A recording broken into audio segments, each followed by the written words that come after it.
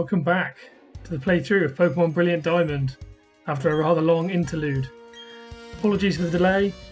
Due to Christmas, New Year and myself also getting a new puppy, I've been unable to find the time to process some new videos, but we're now back and we're now ready to carry on with this series back where we left off by the Team Galactic HQ. In this episode we're going to be going through the whole of the HQ, saving the 3 Pokemon of the lake and doing many trainer battles along the way. Again, for anyone watching this series all the way through, apologies for the delay. I hope you'll forgive me and I really hope you enjoy the return of this series. So the first thing we're doing, coming into the Team Galactic HQ, is we've just used the key that we accessed last episode.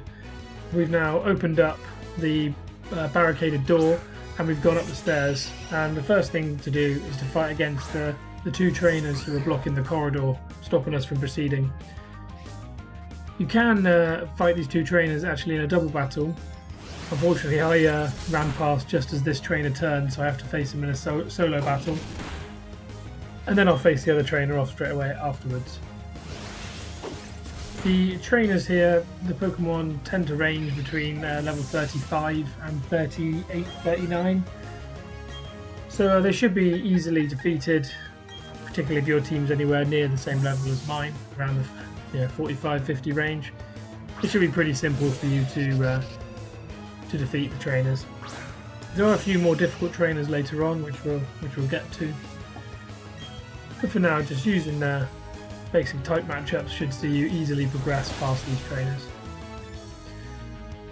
Initially I was using Gabite, reason being he's level 45, so he's a little bit behind the rest of my team, so he could do with getting the additional XP that you get for actually appearing in battle. Plus I want to try and get him to level up so I can get him to evolve into Garchomp as soon as possible. So that's the first Galactic Grunt defeated using his Golbats. Now we're going to face off against the second one, which is exactly the same. As always with Team Galactic, we're going to see a lot of the exact same Pokemon being repeated. So lots of Golbats, lots of Stunkies, etc. Yeah, not strong, not difficult to defeat, but useful for XP nonetheless. We have to be a little bit careful with Gabite here because, of course, he is poisoned. I should have healed him after the last battle and I completely forgot. But thankfully he's got enough to defeat this Golbat despite the poison, so we can now just sub him out for so it's just Silcoon, so yeah, we'll sub him out for Infernape. And then he can be healed up after this battle.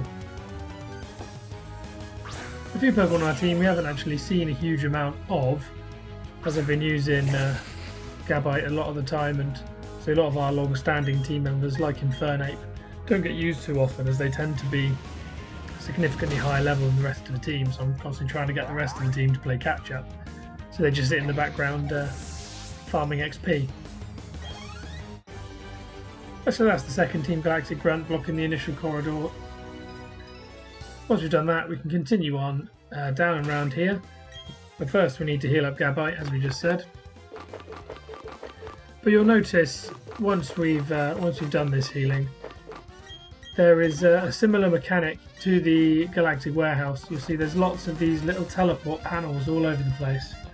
So what we're actually going to do is, instead of taking these 2 in the right hand room, we're actually going to take the first panel in this room. However, if you speak to the scientist watching the television, there is an optional trainer battle available for you here against Scientist Darius. He only uses 1 Pokemon, which is a Kadabra. Again, you don't have to battle him unless you actually interact with him. He won't battle you at all, he doesn't roam around the room or anything like that. But can be quite useful if you're just looking for a little bit more XP. So Kadabras are low on defense, so if you just use a physical based move with a physical attacker, it should be easy to defeat, just like this one hit from Gabite here. A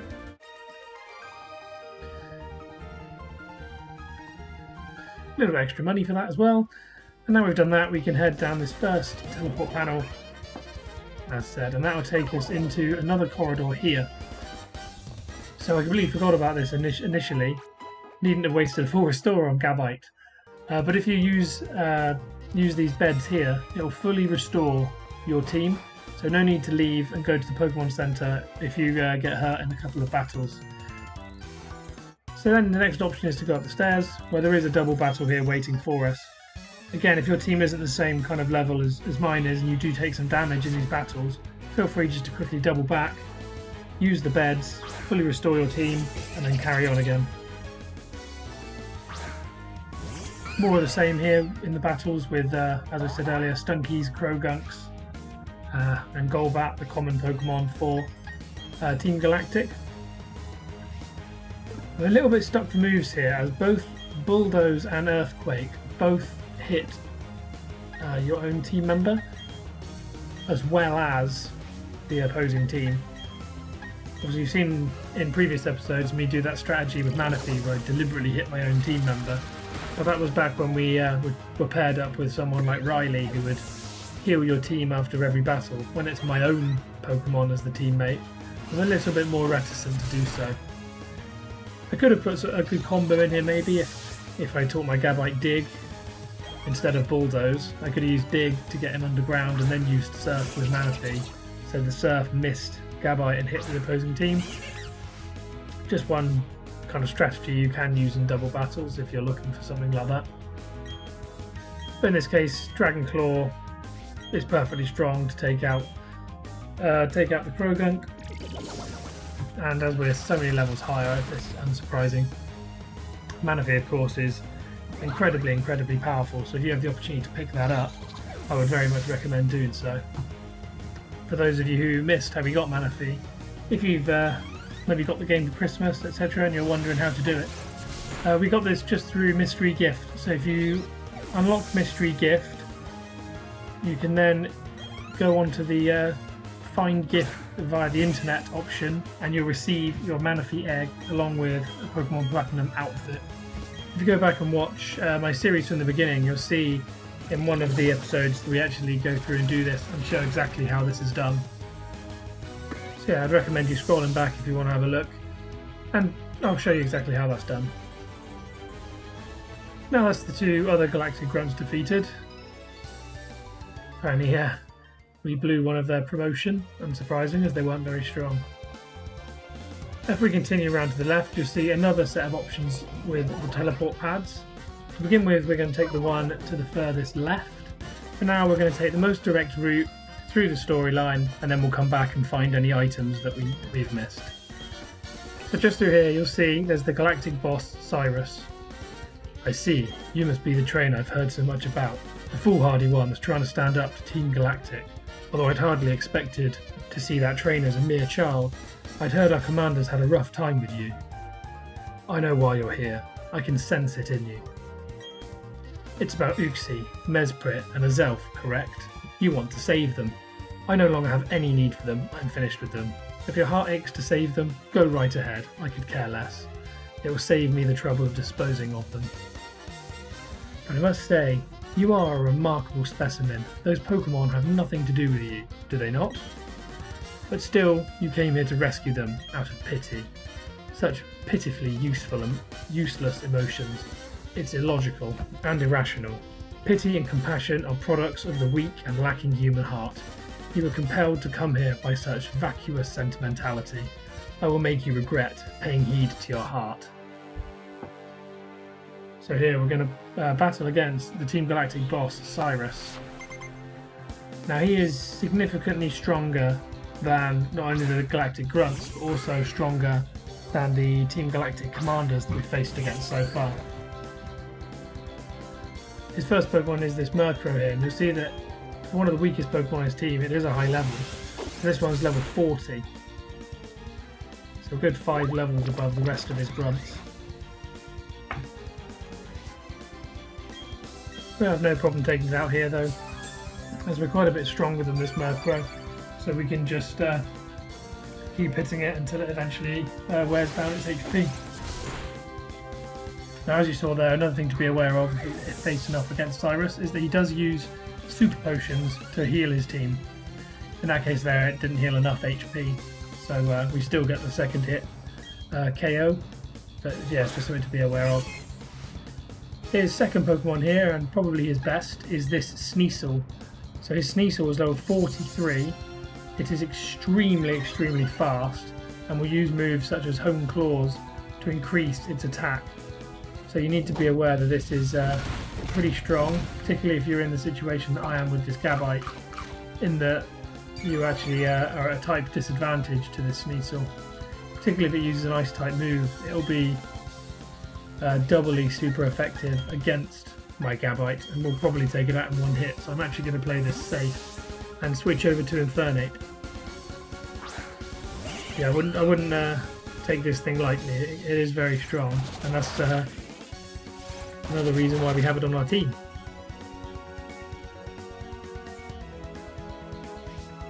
So Infernape here should be quick and strong enough to take it out. It's unfortunate that Gabite didn't quite do enough to one-hit KO it. That's what I was hoping for. But anyway, that's Sneasel now dealt with. Of course, our Sneasel still is only level 45 as well, and we're a little way off getting to the Razor Claw that we need to evolve it to really bring out its true strength. But at some point we'll put it to the front of the party, but at the minute the type advantages just aren't there to use it. So, true to all the rest of his grunts, the final Pokemon that Cyrus uses is a Golbat. This goes back down to level 40 and really isn't that much of a threat, particularly compared to the Sneasel. Again, if you use the type advantages like I have here with Electivire, Golbat isn't that strong at all. So easily defeated. Interesting and quite curious. Yeah, that's 8 grand for winning as well. That was nice. I see, you are indeed strong, and the basis of your power is your compassion towards Pokemon. How wasteful. Such emotions are but mere illusions, and like all illusions, they fade over time until death banishes them. That is why I have abandoned all emotions as useless sentimentality. But that doesn't matter. I doubt you'll ever understand my position. That said, I recognise you're strong and courageous, and this is your reward. So for that, we actually get the, as Cyrus is saying here, we get the Master Ball, which is a Pokeball that when you use it, it will never ever fail to catch. Of course, on a wild Pokemon, you can't catch other trainers' Pokemon. If you wish to save the Pokemon from the lakes, take the walk panel ahead. I'm off to Mount Coronet. That's correct, Mount Coronet, where you and I met. I will ascend to its peak and then put an end to everything. No, I will bring about a new beginning. So that's where we have to head to next, once we've saved these Pokemon. Up to the top of Mount Coronet, we'll see what plans Cyrus has for bringing about his new beginning. So for now, we can't go down to this green panel. I'm just going to quickly have a look around Cyrus's office and see what we can find. There is an item around here somewhere. There we go. Just here, there's a nugget just below this machine with the flashing yellow lights.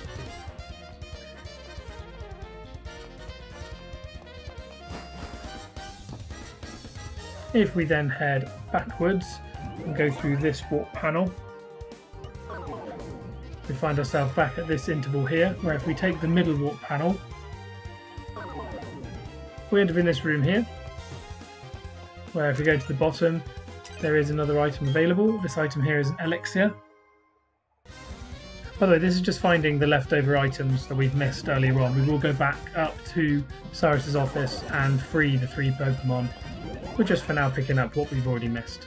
So if you take this right-hand teleporter, you'll see there's actually nothing here. Even if we use the item finder, you'll see that there's nothing there. So this is a completely pointless teleport, to be honest. Running back to the first set of teleports, if you remember, we took one in the room with the scientist to begin with. Oops, did we do that? No, we took the one with the scientist to begin with. But there were 2 more to the right that we didn't go through. So heading back that way, if we first check out this bottom right teleporter, you'll see it takes us to another long corridor with a teleporter at the end. If we go through this teleporter,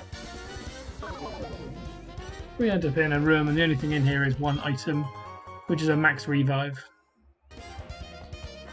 Kind of a long-winded way to get to the max revive, but I guess the game has to fill space somehow.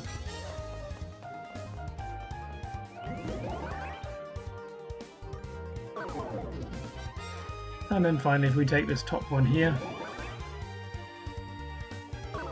this will take us through to this room here with 4 little boxes, which there's not actually anything in here either, so it's another dead room. I believe there were items and things to be picked up in this area in the original game, but I imagine they've just left them dead now, so it's a bit pointless.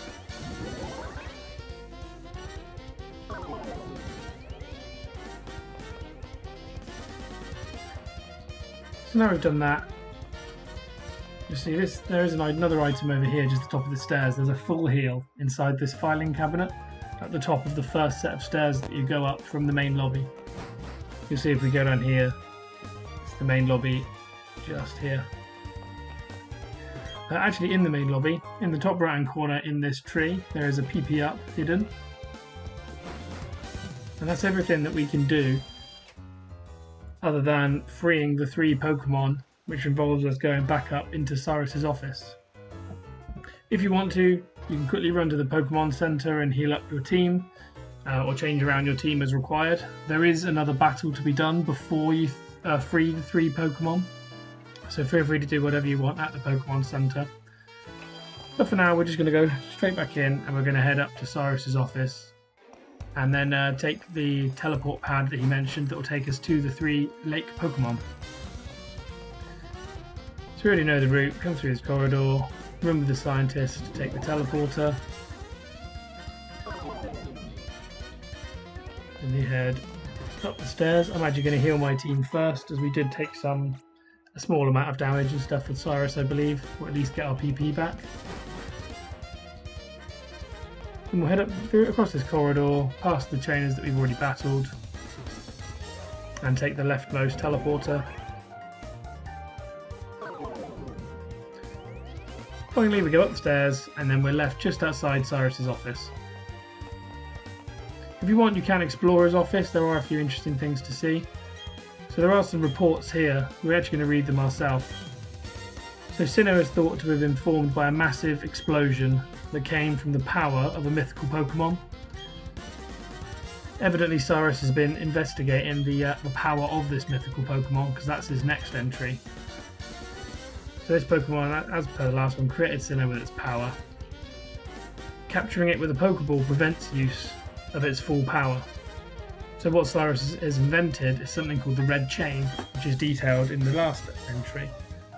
So the Pokemon of the 3 lakes and Mount Coronet have then led to the creation of something called the Red Chain, which will allow the Pokemon to still use its full power even whilst shackled.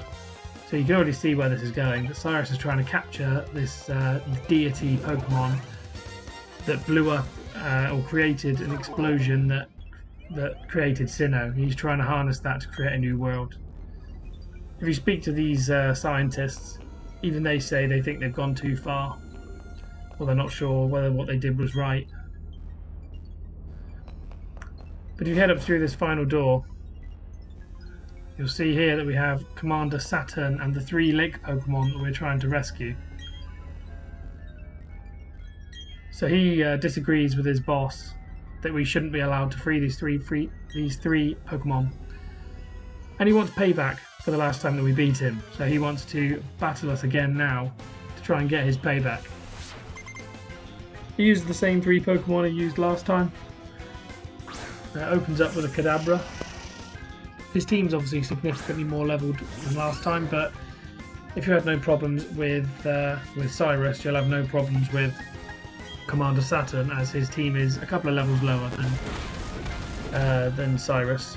You'll note here his first Pokemon was level 38, whereas Cyrus's was level 40.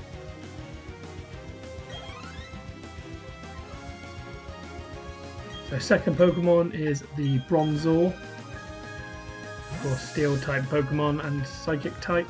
So I can't use Gabite, as its Earthquake will be resisted by the likely levitate being used by Bronzor. We'll switch to Infernic with fire type advantage against the steel type.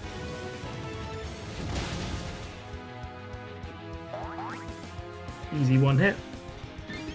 And then finally, Commander Saturn's so-called kind of boss Pokemon, its strongest Pokemon, which is going to be a Toxicroak. Now Toxicroak is poison type, as we've said, so using a ground type will be super effective. So we'll swap back to Gabite and get some more damage done by him.